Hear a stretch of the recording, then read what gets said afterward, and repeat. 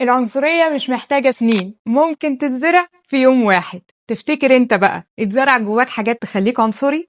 اكيد هترد وتقول ده انا ابعد ما يكون عن العنصرية، بس المرة دي انا مش مصدقاك. تعال اقولك عن تجربة النهاردة حصلت ليه وازاي، وطبعا في الاخر كالعادة هحكي لك ليه كانت النتيجة صدمة كبيرة. القصة يا سيدي ابتدت سنة 1968 بعد اغتيال مارتن لوثر كينج. مدرسة اسمها جين إليوت كانت عايزة تشرح للأطفال حاجة صعبة جدا، يعني إيه عنصرية، بس قررت ما تشرحش بالكلام، قررت إنها تخليهم يحسوها بنفسهم.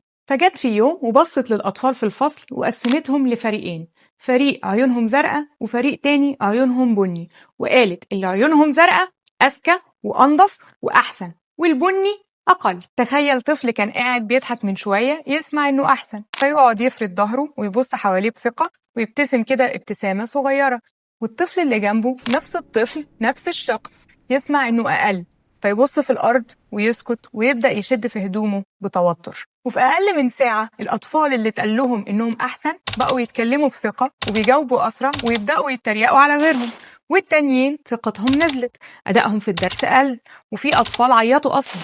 اللحظة المؤلمة حقيقي كانت لما طفل بص لزميله وقال له انت بني، انت غبي، مع انهم كانوا صحاب من شوية بس، يعني كانوا ممكن يكونوا لسه بياكلوا ساندويتش سوا مع بعض. تاني يوم المدرسة قالت لا احنا غلطنا، العيون البني هي اللي احسن والعيون الزرقاء هي اللي اقل. الصدمة بقى ان نفس السيناريو اتكرر، بس بالعكس، اللي كانوا ضعاف بقوا اقوى واللي كانوا واثقين اتكسروا. والغريب في التجربة دي ان اللون نفسه ملوش اي قيمة، العين الزرقاء مش معناها ذكاء والعين البنية مش معناها ضعف، بس اول ما المدرسة قالت دول احسن ودول اقل، الفرق التافه بقى نظام، والنظام بقى حقيقة في دماغ الاطفال. وده أخطر جزء، لأن التمييز غالبا ما بيبدأش بكراهية كبيرة، بيبدأ بجملة صغيرة جدا، إحنا أحسن منهم. ومن هنا الطفل اللي كان بيلعب مع صاحبه من شوية بدأ يشوفه أقل منه، مش لأنه شرير، لأنه صدق القصة اللي اتقالت عليه. التحليل العلمي بقى للتجربة هنا بيقولك إيه؟ 1. التمييز بيتصنع مش بيتولد، يعني محدش كان عنصري لحد ما اتقاله إنه هو الأفضل. 2. البيئة بتشكل سلوكك بسرعة، في ساعات بس الطفل اللطيف ممكن يتحول لمتنمر. 3. اللي بيتظلم بيتغير من جواه مش بس نفسيا، حتى أداء وقدرته بتتأثر. التجربة دي بتورينا إن الإنسان مش بس بيتأثر بالكلام اللي بيتقال عليه، الإنسان كمان بيتصرف على أساس المكانة اللي الناس بتحطه فيها. لما الطفل اتقال له انت ذكي ثقته زادت واداؤه اتحسن واتكلم بصوت اعلى، ولما اتقال له انت اقل اتوتر واتلخبط وسكت، يعني الكلمه ما وصفتش الواقع، الكلمه صنعت واقع جديد.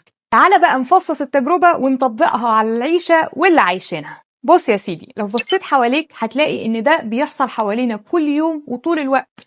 في البيت ده الشاطر وده اللي ما بيفهمش، في المدرسة دول ولاد ناس ودول لأ، في الشغل ده قيادي وده عادي، في المجتمع دول أحسن ودول أقل. مع الوقت الناس بتتصرف على حسب الدور اللي اتحطت فيه، اللي اتحط فوق بيبدأ يتكلم بثقة وحتى لو هو ما يستحقهاش، واللي اتحط تحت بدأ يشك في نفسه حتى لو عنده القدرة.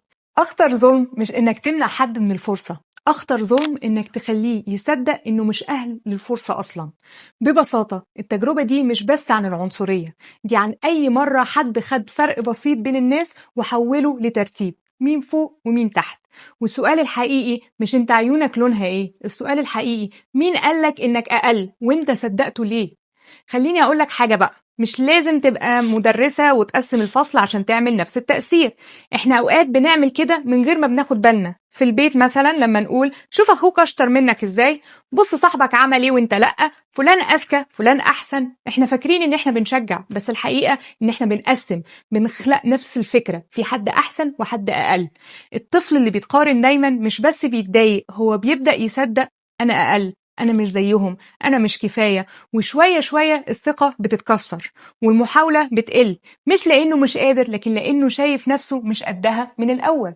وأخطر حاجة إنك ممكن تكون شايف فيه حاجة مميزة بس هو مش شايفها، عشان طول الوقت بيشوف نفسه بعين المقارنة مش بعين التقدير. طيب نعمل إيه؟ مش المطلوب مننا هنا إننا ما نوجهش، لكن الفرق كبير بين إن أنت وحش في كذا أو إن أنت ممكن تتحسن في كذا.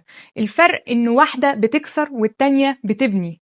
أول صوت الطفل بيصدقه عن نفسه هو صوتنا إحنا. زي ما الأطفال في التجربة دي اتغيروا بسبب جملة واحدة، أطفالنا برضو ممكن يتغيروا بسبب كلمة أو مقارنة إحنا قلناها من غير ما نحس. إحنا مش بنكره بعض عشان مختلفين، إحنا بنتعلم نكره وبنتعلم بسرعة. لو الحلقة دي لمستك اعمل لايك وشيرها لحد محتاج يسمعها، وما تنساش تشترك في تعالى أقولك، عشان اللي جاي هيخليك تبص لنفسك بشكل مختلف. واكتب لي في التعليقات، لو كنت طفل في الفصل ده كنت هتفضل زي ما انت ولا كنت هتتغير؟